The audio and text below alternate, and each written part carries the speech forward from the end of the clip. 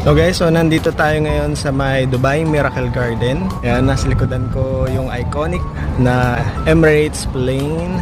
So sasagutin natin yung isa sa mga tanong sa atin ng ating kabayan na nagtanong sa atin sa ating YouTube channel na tara biyahe tayo.